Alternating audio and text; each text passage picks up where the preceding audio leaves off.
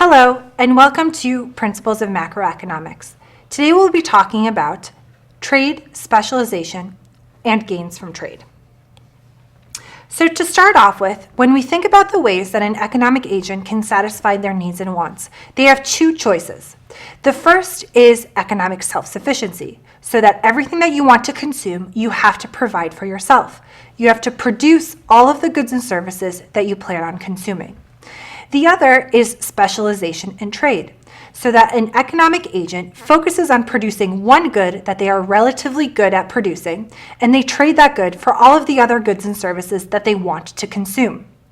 What we will see is that gains from trade allow us to consume more without working more. Let's use an example to specifically understand gains from trade and specialization. So in this example, we're going to have two economic agents. We're going to have a seamstress and a baker, and they are going to produce two goods, bread and sweaters. Here we can see the time that it takes to produce one unit. So we see for the seamstress, she takes 60 minutes to produce one loaf of bread, and it takes her 120 minutes to produce one sweater. For the baker, it takes him 20 minutes to produce one loaf of bread and 60 minutes to produce one sweater. Now, how much bread and how many sweaters can each agent produce if they dedicate an entire day to the production of each good? We're going to assume that they work 8 hours in one day. So what do we have to do here? So we take the amount that they can produce in one 8-hour day. So for bread, we're going to take the 60 minutes that it takes her in 1 hour, divided by the total amount of time that it takes her to make one loaf of bread, 60 minutes, multiplied by 8 hours, she can make 8 loaves of bread. Also, in 1 hour, it takes her 120 minutes to produce one sweater. So in 8 hours, she can produce 4 sweaters. For the baker, it takes him 20 minutes to produce one loaf of bread. So we take 60 divided by 20, multiplied by 8 hours, and that gives us 20 loaves of bread. Takes him 60 minutes to produce one sweater, so that he can produce 8 sweaters in a 1 hour day. So based on this information, who is better at producing bread and who is better at producing sweaters? Well, we see that if we compare the production of bread, the baker can produce more bread than the seamstress. So the baker is better at making bread. If we look at the production of sweaters, the seamstress can produce 4 and the baker can produce 8. So again, the baker is better at producing sweaters.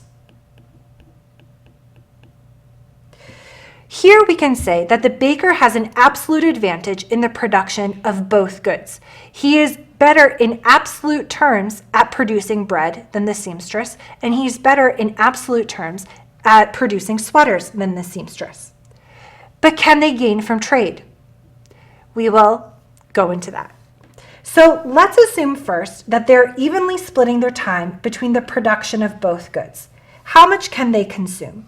So here we have their production possibility frontier for the baker and the production possibility frontier for the seamstress. This is the total amount that they can produce in one 8-hour day. Now, if they are economically self-sufficient, their production possibility frontier will be equal to what we call their consumption possibility frontier.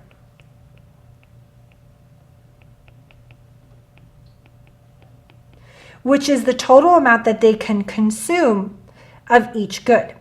So if they split their time evenly, the baker is going to produce 12 loaves of bread and 4 sweaters, and the seamstress is going to produce 4 loaves of bread and 2 sweaters. Now, what we can see here is that we can calculate the opportunity cost. So remember, the opportunity cost is what you give up to get something. The opportunity cost for the seamstress to produce one additional loaf of bread is that she will have to give up half a sweater. For the seamstress to produce one additional sweater, she needs to give up producing 2 loaves of bread. For the baker to produce one additional loaf of bread, he needs to give up 1/3 of a sweater. To produce one additional sweater, he has to give up 3 loaves of bread. Now, how do we calculate that? Well, let's see here. So the seamstress can produce 8 loaves of bread or 4 sweaters. So we want to know, if she produces one additional loaf of bread, how many sweaters does she need to give up? So that's going to tell us that she can produce 1 bread or half a sweater. That's how we get the opportunity cost. The same thing will be true for our baker. So for our baker, what we will see is that he can produce 24 bread or 8 sweaters. So to understand how much sweaters he has to give up to produce an additional loaf of bread, we divide through by 24 so that we see he can produce 1 bread or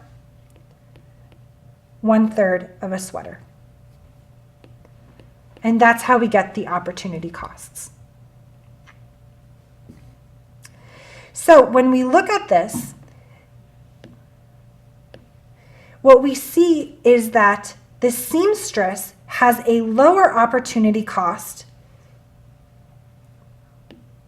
in producing sweaters, and the baker has a lower opportunity cost in producing bread. So the opportunity cost will determine specialization. The seamstress is going to specialize in producing sweaters because she has to give up less bread to produce 1 additional sweater. And the baker is going to produce bread because he has to give up less sweaters to produce 1 additional loaf of bread. So now, what if they decide to trade? Let's say that the baker will spend 5 hours on making bread and 3 hours on sweaters, whereas the seamstress is going to spend all 8 hours on making sweaters. We want to know, how much will they produce, how much will they consume, and do they gain from this trade? So the amount that they produce, seamstress spends all of her time on sweaters. She makes 4 sweaters. Baker spends 5 hours on bread. He makes 15 loaves of bread. He spends 3 hours on sweaters. He makes 3 sweaters. Now we're going to say that they trade 2 sweaters for 5 loaves of bread.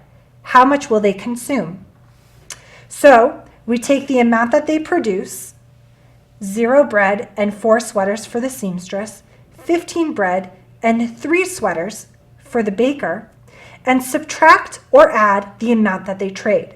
So for the seamstress, she gives up 2 sweaters and she gains 5 bread. So she ends up with 5 breads and 2 sweaters. On the other hand, the baker gives up 5 bread and he gains 2 sweaters. So he ends up consuming 10 bread and 5 sweaters.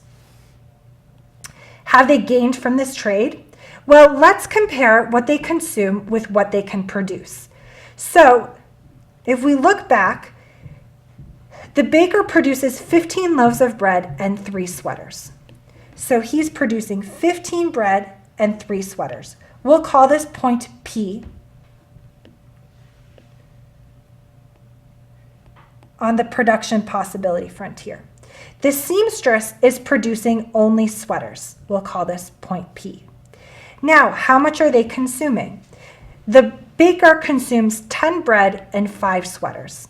So he is consuming 10 bread and 5 sweaters. We'll call this point C.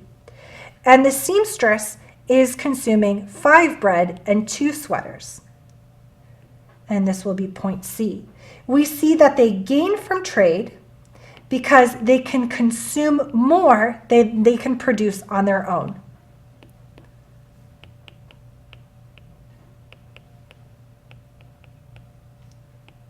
So they are still working an 8-hour day, but they are consuming more than what they could produce on their own in that 8-hour day. Now, let's talk about comparative advantage. Comparative advantage is related to opportunity costs. And we have already decided who has the lowest opportunity cost in the production of each good. The agent with the lower opportunity cost will produce a good and have a comparative advantage in that good. So for the seamstress, she has a comparative advantage in the production of sweaters, because to produce one more sweater, she only has to give up 2 bread. Whereas the baker, for him to produce one more sweater, he has to give up 3 bread. On the other hand, the baker has the comparative advantage in the production of bread because he only has to give up 1/3 of a sweater, whereas the seamstress has to give up half a sweater. Now, no single agent will have a comparative advantage in both goods. As long as the opportunity costs between the two agents differ in the production of the two goods, then they have room to gain from trade. Thank you so much for joining me in this module on gains from trade and specialization.